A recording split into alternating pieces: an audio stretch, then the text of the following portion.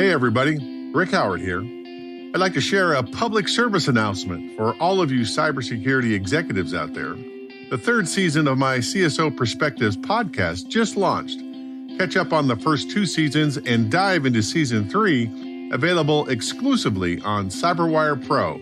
The CyberWire's hash table of experts and I will tackle topics like SD-WANs, containers versus Lambda functions, SOAR, and much more.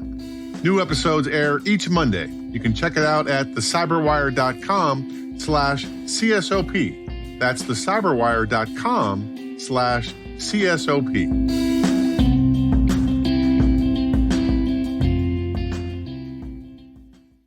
Funding for this CyberWire podcast is made possible in part by LastPass. LastPass is an award-winning security solution that helps millions of individuals in over 70,000 organizations navigate their online lives easily and securely. Businesses can maximize productivity while still maintaining effortless, strong security with LastPass. LastPass can minimize risk and give your IT team a breakthrough integrated single sign-on, password management, and multi-factor authentication solution.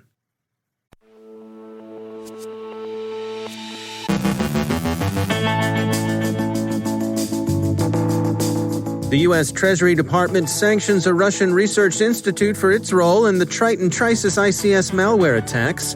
Coordinated inauthenticity with a commercial as well as a political purpose. The Clean Network project gains ground in Central and Eastern Europe.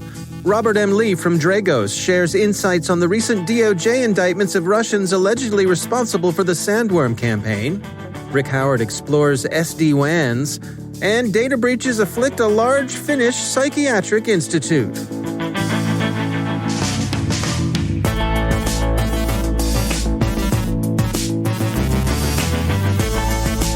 From the CyberWire studios at Data Tribe, I'm Dave Bittner with your CyberWire summary for Monday, October 26, 2020.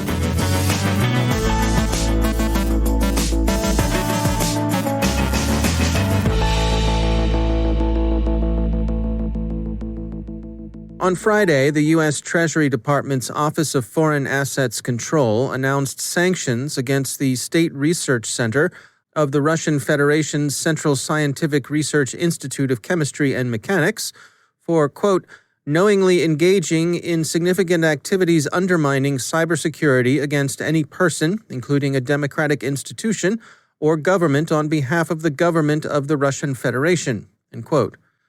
Specifically, this comes down to the Institute's role in developing the Trisis Triton malware. Trisis Triton was designed to disable industrial safety systems, obviously a dangerous and unusually aggressive design, one more suited to the production of hazardous kinetic effects than to the simple compromise of IT systems. It was used against a Saudi petrochemical plant in 2017, but misfired. Had it functioned as intended, its effects could have been potentially lethal. As Treasury explained the incident, quote, the Triton malware was designed to target a specific industrial control system controller used in some critical infrastructure facilities to initiate immediate shutdown procedures in the event of an emergency. The malware was initially deployed through phishing that targeted the petrochemical facility. Once the malware gained a foothold, its operators attempted to manipulate the facility's ICS controllers. During the attack, the facility automatically shut down after several of the ICS controllers entered into a failed safe state, preventing the malware's full functionality from being deployed and prompting an investigation that ultimately led to the discovery of the malware. Researchers who investigated the cyber attack and the malware reported that Triton was designed to give the attackers complete control of infected systems and had the capability to cause significant physical damage and loss of life. In 2019, the attackers behind the Triton malware were also reported to be scanning and probing at least 20 electric utilities in the United States for vulnerabilities, end quote. The Treasury Department's sanctions are noteworthy in that they're being directed against a nominally disinterested scientific research organization. The authority for the sanctions is Section 224 of the Countering America's Adversaries Through Sanctions Act, known as CATSA. The specific measures resemble those taken against other organizations the Office of Foreign Assets Control has placed on the specially designated nationals list. Quote, All property and interests in property of the Institute that are in or come within the possession of U.S. persons are blocked, and U.S. persons are generally prohibited from engaging in transactions with them. Additionally, any entities 50% or more owned by one or more designated persons are also blocked. Moreover, non-U.S. persons who engage in certain transactions with the Institute may themselves be exposed to sanctions." End quote. Not all coordinated inauthenticity is state-sponsored or even directed toward primarily political ends. Late Friday, Graphica described inauthentic networks based in Myanmar that Facebook took down on October 21st. Graphica says they contain a mix of clickbait, much of it involving celebrity news and gossip, and political content, much of it pro-army and anti-Muslim. The clickbait apparently predominated. The motivation for the operation, Graphica concluded, was more commercial than political. ZDNet reports that 4 more European governments have signed on to the U.S.-led Clean Networks program: Slovakia, Bulgaria, North Macedonia, and Kosovo. They joined the U.S., Canada, the U.K., Denmark, Norway, Sweden, Finland, Latvia, Lithuania, Estonia, Serbia, Slovenia, Albania, Greece, Poland, Ukraine, Romania, and the Czech Republic, in agreeing in principle on the threat Chinese companies, like Huawei, but not only Huawei, potentially pose to 5G security. Much of Europe and North America, whether they've signed on to clean networks or not, now have expressed official skepticism about the wisdom of allowing Chinese hardware into their 5G infrastructure. The U.S. is currently in talks with both Brazil and India about 5G security. Finnish psychotherapy center Vastaamo has sustained a data breach with loss of patient information, and individual patients have begun receiving extortion demands asking for 300 to 500 euros to keep their clinical details quiet. The story first began to appear in tabloids last Wednesday as victims complained of the extortion notes they'd begun receiving. Details remain sparse, and Vastaamo seems to have been slow to recognize that it had been breached. A press release from the company yesterday said that it believes it sustained 2 separate attacks, one in November of 2018 and another between December 2018 and March of 2019. Information belonging to some 300 patients is believed to have been published online. Computing reports that overall some 40,000 patients' data were compromised. Thousands of victims have already filed criminal reports. The incident has received attention at the highest levels of Finland's government. President Sauli Niinisto called the attacks especially cruel, insofar as they constituted an assault on the victims' inner selves. National authorities are investigating and have said they're determined to bring the criminals responsible to justice.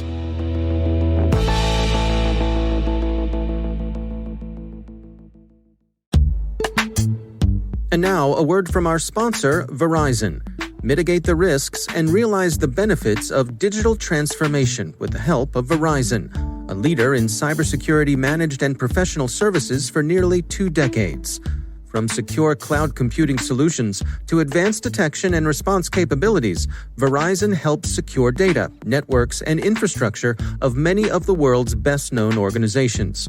Their annual Data Breach Investigations Report is considered the gold standard of cybercrime research. And Verizon's leadership in network, wireless, and IoT connectivity makes it uniquely capable of protecting the ever-expanding attack surface.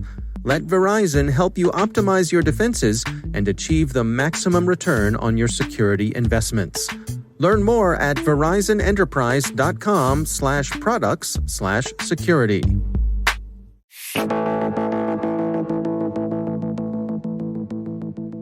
And it is my pleasure to welcome back to the show the CyberWire's Chief Analyst and Chief Security Officer, Rick Howard. Rick, great to talk to you again. Thank you, sir.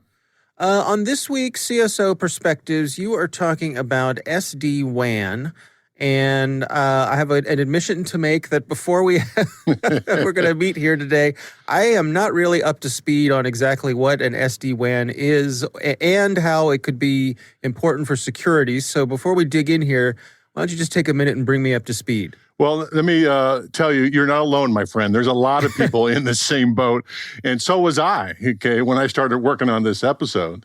And by the way, as many of our hash table experts were too, so don't feel bad. Okay. All right, so here's what I learned. The first thing you have to know is that the way we are building our internal enterprise networks is going through a revolution. You may not even know that. The old way, starting, say, in the early 2000s, was that we needed to connect our data centers that we managed and our other remote sites together. And we did that by installing expensive but fast and reliable MPLS circuits between the sites that we leased from the telecommunications companies. And, by the way, I know you're reaching for the Google machine to look up what MPLS stands for. Let me just stop you there. It is multi-protocol label switching. All right, so put that in your nerd basket. I was gonna guess that, actually. Yeah.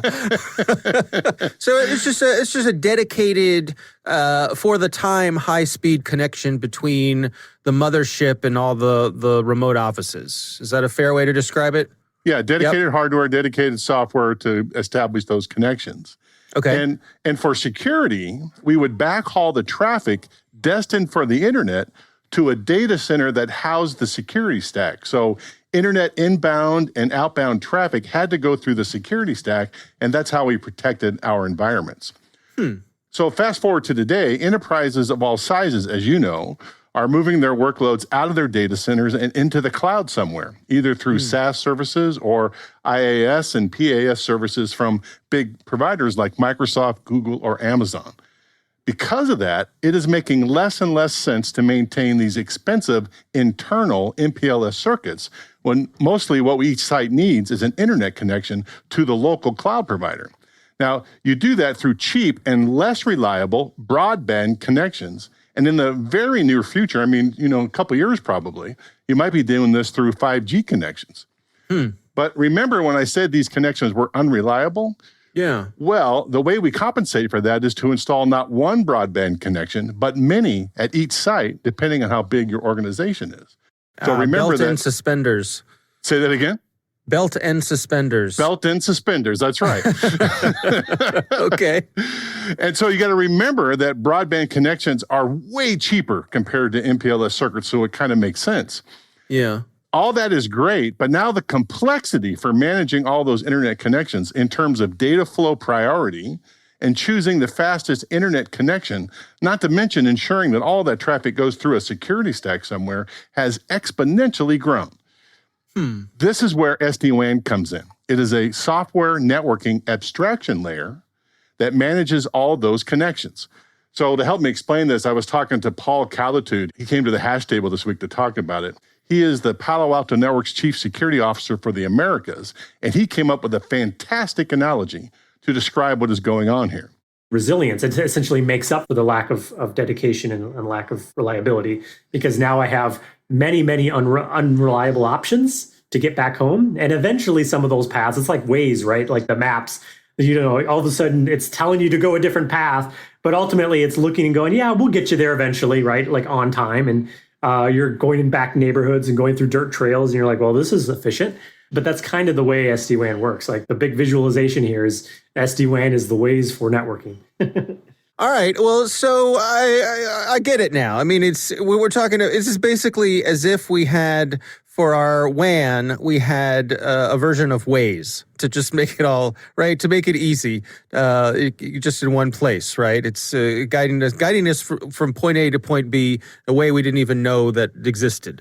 That's exactly the way it is. And I took this quote from the Google website because it will help. All right, it says, here it is, quote, knowing what's happening on the road with Waze, even if you know the way, Waze tells you about traffic, construction, crashes, and more in real time.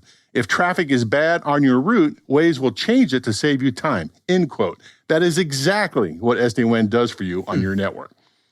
You know, it's funny. I've come to believe that you don't believe Waze at your own peril, right? Because time and time again, Waze has been telling me to go somewhere, or any of these GPS, smart GPS apps, and I'm going, this isn't right. This isn't right. This can't be right. I've never gone this way before. This is and then all of a sudden, bam, I'm there. I'm at my destination. I'm like, what? Wait a minute. How did that happen? I didn't even know that connection was possible. Well, you look at what those guys do. They said they're not going to get you where the best way, but they're going to get you there a way. All right. So and that's kind of what SD-WAN is, because you're going to have this myriad of connections of ways to get to the internet and back and forth through your own enterprise. It's going to find the way to get your packets to where they need to go.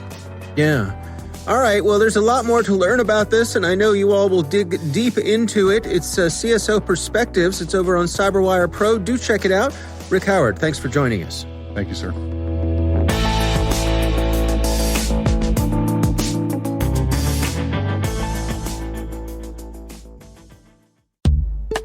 And now, a word from our sponsor, KnowBe4. Email is still the number one attack vector the bad guys use, with a whopping 91% of cyber attacks beginning with phishing. But email hacking is much more than phishing and launching malware.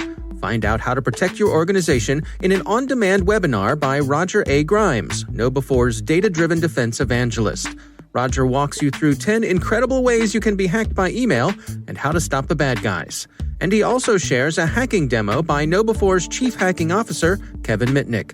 So check out the 10 incredible ways where you'll learn how silent malware launch, remote password hash capture, and rogue rules work, why rogue documents, establishing fake relationships, and compromising a user's ethics are so effective, details behind clickjacking and web beacons, and how to defend against all of these. Go to knowbe4.com/10 ways and watch the webinar.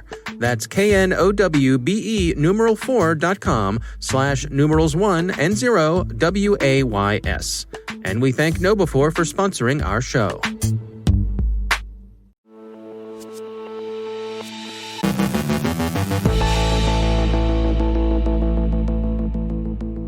And joining me once again is Robert M. Lee. He is the CEO at Dragos. Rob, it's always great to have you back.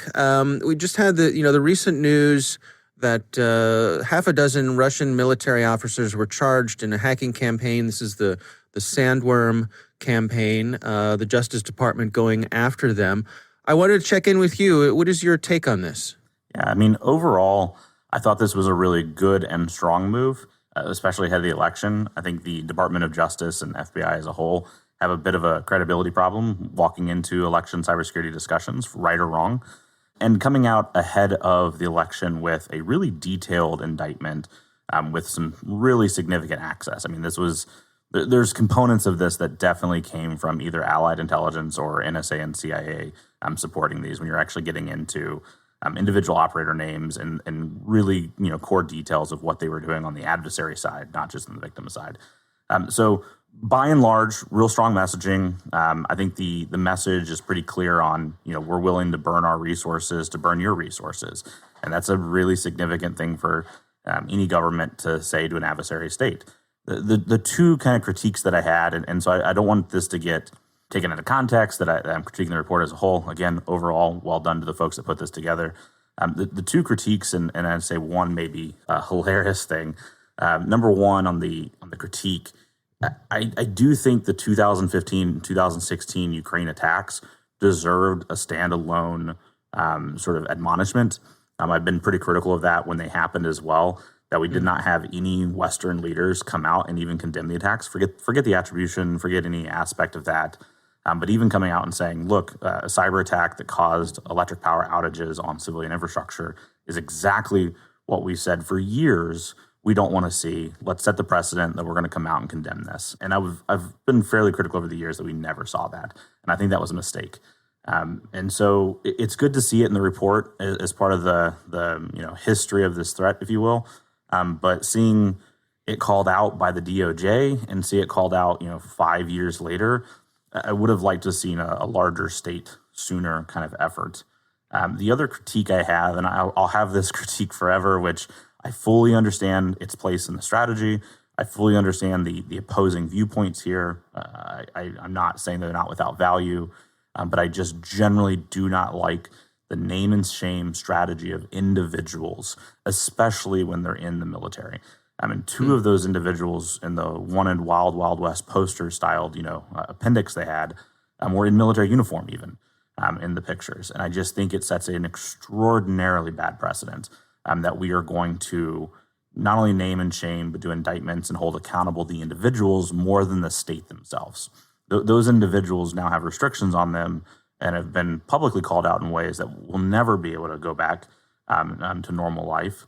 And yet we don't see a lot of sanctions or actions against the GRU or the Russian state themselves. And I think as the United States, where we have a really active Cyber Command, a really active national security agency. It is a mistake to put the focus on military and individuals. And I really, really abhor the day that we're going to see U.S. enlisted members or similar on Wild Wild West posters in Russia or China or Iran. Why do you suppose they're coming at it this way? What do you suppose the intelligence community sees as the advantage of naming and shaming that way? Yeah, I think, so the opposing views I've heard before, one which isn't opposing view, it's just the reality, is in the DOJ's lane, specifically is criminal indictments. And to do that, you've got to name people. So if you're going to invoke the strategy of using the Department of Justice against these cyber threats, the naming of individual victims and the naming of individual adversaries makes a lot of sense in an indictment. So I don't think this is a critique on the DOJ. I think from a U.S. government strategy, they have used the DOJ multiple times now in this way. And I would advise elevating the discussion beyond the DOJ to be more about the states themselves and not the actor. As it relates to the counterpoints I've heard, one of them very clearly, I think a number of people think, oh, well, they're not going to get arrested. This doesn't matter. Well, it is actually really impactful. Those indictments also carry over to allied states and states that honor sort of the indictments themselves and making it difficult for those individuals to travel, makes it difficult for them to go on holiday, could be implications for their financials and bank accounts and similar.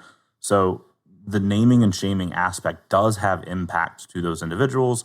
And again, the counterpoints I've heard before are it does actually deter potentially the individuals from ever taking those actions in the first place. I don't really buy that, and obviously I'm very biased here, but having been in the U.S. military and served in the National Security Agency, if my commander were to tell me to go do a mission, supported by the president or whatever else, and there was a fear of retribution or being named and shamed by a foreign state, that probably would have emboldened me, not deterred me. It was this aspect of, I'm here to serve the cause. If something goes wrong, that consequences be damned. Support the Constitution of the United States. And so I don't want to mirror image the adversary too much here, but I do question that the deterrence on individuals is real or impactful. And moreover, I do think the broader United States strategy against cyber threats has to take into consideration stronger positions of condemnation, norm setting, sanctions, economic sort of tools that we have, diplomatic tools that we have. And it seems that the DOJ is doing a really good job, but it's kind of, one stool of the or one leg of the strategy. And I think there's a couple other pieces missing right now.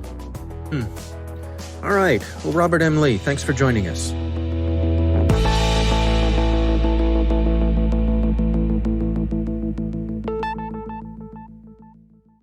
Thanks to all of our sponsors for making the CyberWire possible, especially our supporting sponsor, Proofpoint's Observit, the leading people-centric insider threat management solution. Learn more at observit.com.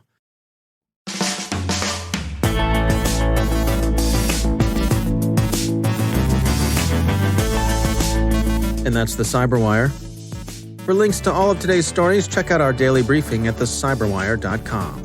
And for professionals and cybersecurity leaders who want to stay abreast of this rapidly evolving field, sign up for CyberWire Pro. Save you time and keep you informed. It's good to the last drop. Listen for us on your Alexa smart speaker, too. Don't forget to check out the Grumpy Old Geeks podcast, where I contribute to a regular segment called Security Ha! I join Jason and Brian on their show for a lively discussion of the latest security news every week. You can find Grumpy Old Geeks where all the fine podcasts are listed, and check out the Recorded Future podcast, which I also host. The subject there is threat intelligence, and every week we talk to interesting people about timely cybersecurity topics. That's at recordedfuture.com/podcast. The CyberWire podcast is proudly produced in Maryland out of the startup studios of Data Tribe, where they're co-building the next generation of cybersecurity teams and technologies. Our amazing CyberWire team is Elliot Peltzman, Puru Prakash, Stefan Vaziri, Kelsey Bond, Tim Nodar, Joe Kerrigan, Carol Terrio, Ben Yellen, Nick Valecki, Dina Johnson, Bennett Moe, Chris Russell, John Petrick, Jennifer Iben, Rick Howard, Peter Kilpie, and I'm Dave Bittner. Thanks for listening. We'll see you back here tomorrow.